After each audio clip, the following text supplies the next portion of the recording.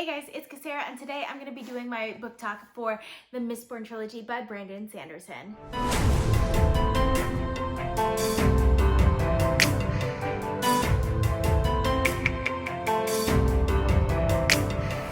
So this book talk is going to be including only the books in Mistborn Era 1, which includes The Final Empire, The Well of Ascension, and The Hero of Ages. So I've kind of been putting off this book talk because I'm a little nervous for it, because the Mistborn Trilogy is such a beloved series on BookTube, which I do love the Mistborn Trilogy. I gave these books 5 stars, 4.25 stars, and 5 stars respectively, and it's one of my favorite series of all time. It's one of the first adult high fantasy series that I read, and I absolutely love it. It's also a series that there are a lot of flaws about it that I don't enjoy, and there are a lot of things about the Mistborn series that I don't enjoy, and we're going to talk about all of them, so please don't hate me. So for those of you who haven't read the Mistborn Trilogy, this is a story set in a really dark world in which all of the people are being ruled by this corrupt, immortal Lord Ruler, and there are different classes of people. Specifically, there are the nobles and then there are the Ska, and the Ska are basically second-class citizens that are basically used as slaves, while the nobles carry on with their parties and all of their bickering and politicking that you would expect in this sort of society. But in this world, there are ash mounts so that there's constantly ash falling from the sky and mists that come out at night. So a lot of the plants and animal life have had to adapt to those different circumstances.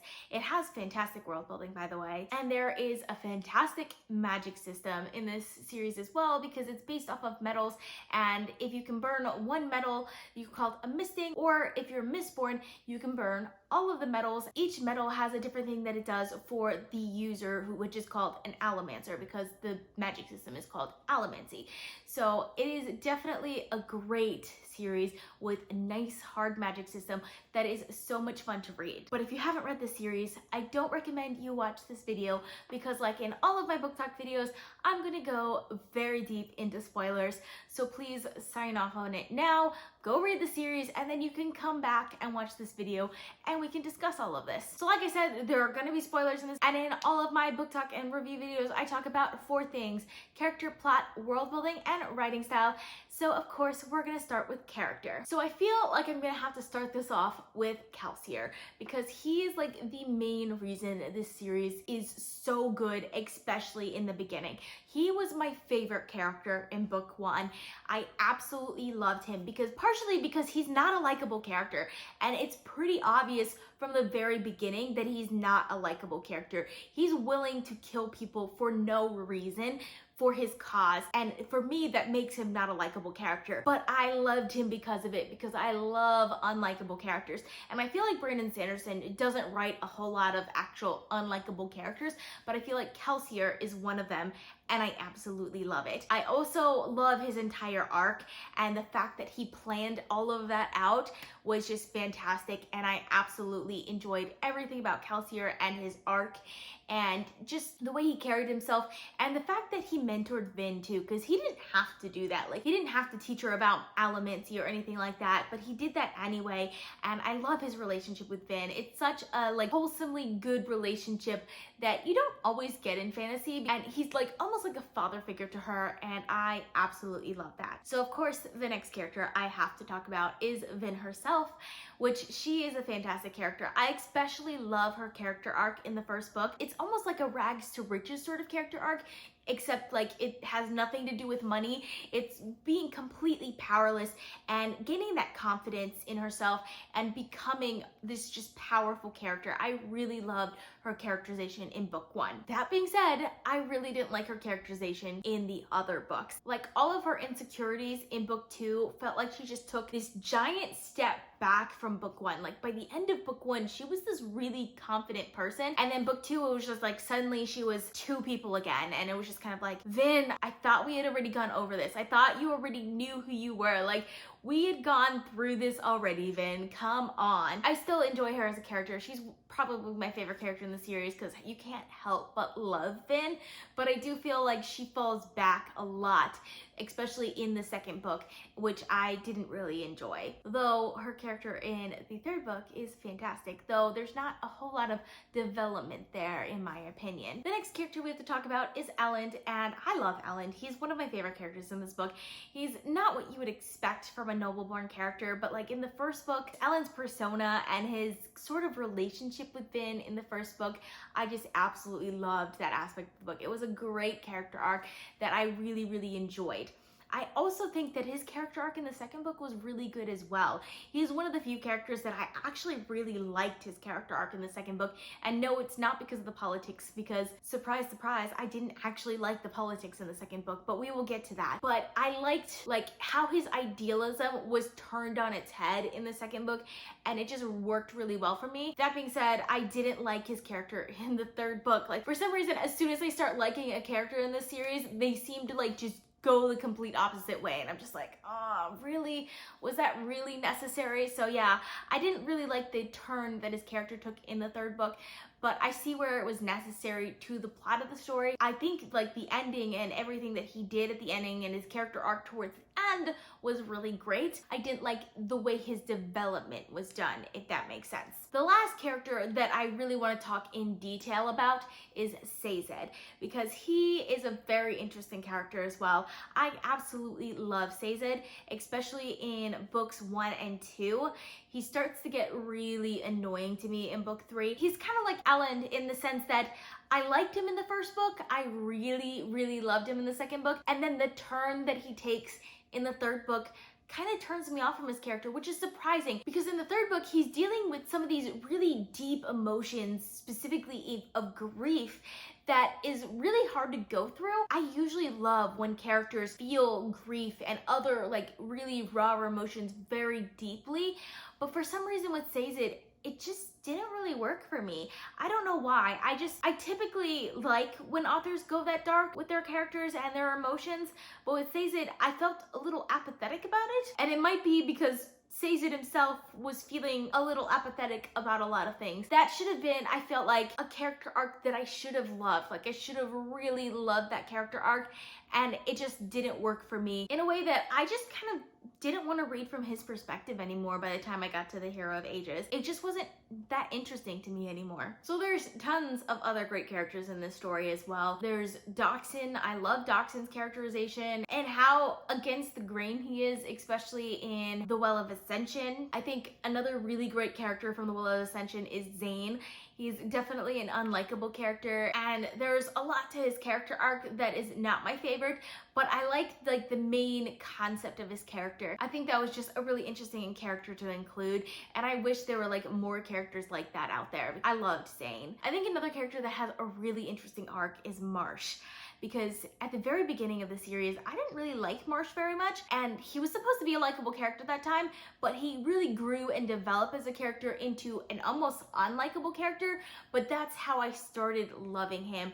He was definitely a very interesting character and had to go through a lot of really, really terrible things, but at the same time, like, he just took all of the things that were thrown at him and kept going. He was definitely another one of those characters that I felt like was really ambitious and kind of ruthless, because he was willing to do pretty much anything to further his cause, and it really worked within the context of the story for me. Another character that worked really well for me is Spook in the third book, specifically in the third book. I think his character arc in the third book was really interesting because he grows so much from the person he was in the first book, and just like the things that he does in the third book and how he becomes kind of powerful. It felt very parallel to Vin's character arc in the first book, and for some reason that always works for me, and I really enjoyed that. And lastly, we have to talk about Tensoon, because his character arc in the third book was also fantastic. I absolutely loved it. I guess his character arc between the second and the third book is what I'm talking about,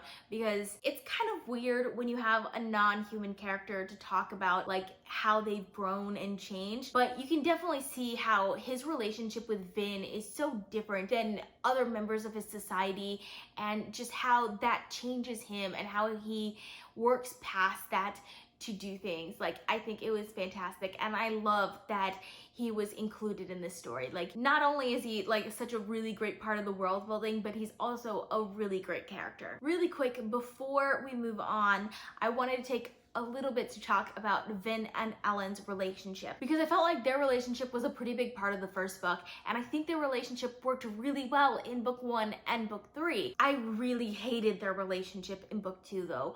Like, I really hated it.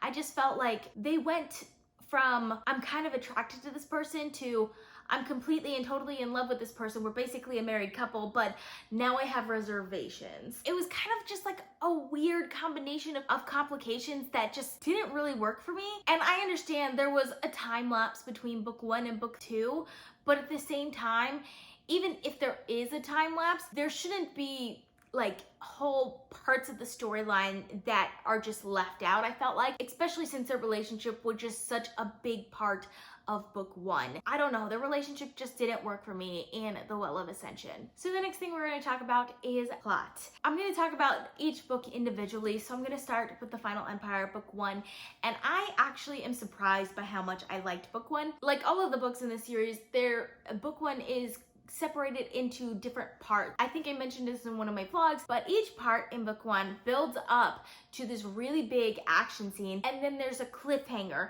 and the cliffhanger is a really good cliffhanger that is important to the overall story. Each part does that, so that worked really well for me in book 1. I did think it was a little clunky because I felt like I shouldn't be able to point that out as easily as I did, but overall I really loved that aspect of book 1. And then that changes in book 2, because instead of the really big action scene, it just builds up to a cliffhanger, and I felt like the cliffhangers were good in book 2, but I wanted the action from Mistborn. Like, I wanted the action, which is weird because I typically don't care for action that much. I love politics more, and in The Well of Ascension is full with politics and very little action, so The Well of Ascension should potentially be my favorite book in this series, but the politics didn't really work for me in The Well of Ascension, while the action in The Hero of Ages and The Final Empire did really work very well for me. So that's why The Well of Ascension is probably my least favorite book in this series. But I was missing those action scenes from The Well of Ascension that The Final Empire had, and that's part of the reason why I had difficulties with the plot in The Well of Ascension. And then I felt like The Hero of Ages went back to kind of the same feel that Final Empire had in the first book and the way that it was structured. So now I'm going to talk about like the actual details of the plot. Book 1 was fantastic, like especially Kelsier's plotline. I loved Kelsier's plotline, and of course Vin's like thing at the end that she does. For some reason, every time I read this book, it gets me. Like, it's such a great twist, and all of the things that we find out at the end were fantastic, and I absolutely loved those aspects of the plot line. I'm always really sad about The Final Empire because Kelsier is one of those characters that I really wish had been through the entire series, but at the same time, you can't have your heroes the whole time. So I'm sad about Kelsier's death, but I understand how necessary it was to the story. And we're going to talk about book 2, which obviously you guys know is my least favorite in the Mistborn trilogy, and it's mostly because of the politics, and it's not because I don't like the politics. I just feel like Mistborn in general is good because of like two main things: the magic and the action, which book 1 and book 3 have tons of magic and tons of action. And then book 2 is not about magic and action at all. It's about politics and it's about mysteries, which I typically love in fantasy books. Like, I'm never about magic and action. I'm always about politics and mysteries. But when I compare the politics and mysteries in The Well of Ascension to some of my other favorite series, it doesn't compare. Like, it's not what makes Mistborn a good series. Like, it seems almost elementary compared to the politics and mysteries and all of my other favorite series. It kind of felt like the author just took out what made Mistborn great and tried to like push in all of these other things that make other books great, but that's not what makes Mistborn a great book. So I had a lot of trouble with just the structure of The Well of Ascension and just like what was actually in the book, because it just didn't work for me, especially the mystery, specifically the mystery. They know pretty early on in the beginning of the book that one of their inner circle is being impersonated by a Kandra. So they're trying to figure out who is being impersonated by a Kandra, and one of the things that they know is that if they can practice allomancy, then they can't be a Kandra. So Vin is going around trying to get everyone to practice allomancy around her. It was kind of like a weird thing, but I think the thing that really annoyed me about that mystery is that it is completely unguessable. And that's mostly because the person who ended up being impersonated by the Kandra was not someone we really knew in the first place. Like, if we knew that person beforehand, if we knew like personal things about them and things that we can kind of get like hints and clues that something was wrong, then we would have been able to guess who it was. But there aren't those hints and clues. There's nothing leading up to that reveal. So I really hate mysteries that are not guessable before the reveal. That's part of the reason why I rated this book so low at 4.25 stars, is because it was completely unguessable and I didn't enjoy that. And especially like rereading The Well of Ascension, it's even more annoying the second and third times around, because you know who it is, who's being impersonated, but there aren't those hints and clues so that you can kind of point at your character and go, haha, I know who it is, and you don't, because like they're just not there where there are in other books. So it just, like I said, that mystery just didn't work for me. And because that didn't work, there was no tension for the mystery for me. So all I really had was the politics. And while I like politics in books, like I love it, I felt like the politics didn't get very detailed. There were things that could have been outlined and detailed that would have led us to certain conclusions, and seeing these twists and turns were potential. But again, I felt like the details just weren't there for the politics for me to really love it. That's why The Well of Ascension just really didn't work for me. I still love The Well of Ascension because it does have a great like action plot, like the action side of the plot I loved, and it's in a world that I love with characters that I love. So obviously I still really enjoyed it, but it tries to do things that just didn't work for me. And then we had to talk about Hero of Ages, and Hero of Ages is fantastic. I absolutely love Hero of Ages. All of the different reveals that happen in Hero of Ages and all of the action. There's tons of great action in Hero of Ages that I absolutely love, and especially the ending. Oh my gosh, Hero of Ages ending just gets me every time. That last like battle scene and all of that, just every single time it gets me, and I absolutely love it. So next we're going to talk about world building, and world building is where Mistborn excels. I absolutely love everything about the Mistborn world. I love the physical world, how dark it is, all of the ash falling from the sky, the mist, and everything about that. I of course love the magic system. The magic system is fantastic. It is a nice hard magic system. All three of them are fantastic magic systems, and I like that there are multiple magic systems and that each magic system is different. Like, that works really well for me, because that's kind of like how we have science, and there are multiple forces in science. There's gravity, there's electricity, there's magnetism, there's like all of these different things that make up the things that scientists study. And that just felt like the same with the Mistborn magic systems. I think they were really, really well done, and I absolutely love them. And I love the way that they're revealed in the novels, because I feel like they were really, really well done. And it's probably one of my favorite magic systems ever. And I also really love the culture, because it is a very interesting culture, because you have all of these different like smaller groups within this whole bigger society, because you have the nobles, you have the Sky, you have the Kandra, and their society is fantastic. I love their society. That's part of the reason why I love the Hero of Ages so much, is because we get so deep into their society and the machinations of their society, and even the Kandra politics. Like, I love the Kandra politics. I thought it was really well done, and just like the different levels of Kandra and everything like that, I think was amazing. And I just felt like it was all really well built. And of course, we have to talk about the history, because the history and the lore in this story is so deep. I love all of the details that go into the history of the story, especially all the little things that you get like right before the chapter headings, reading this journal basically.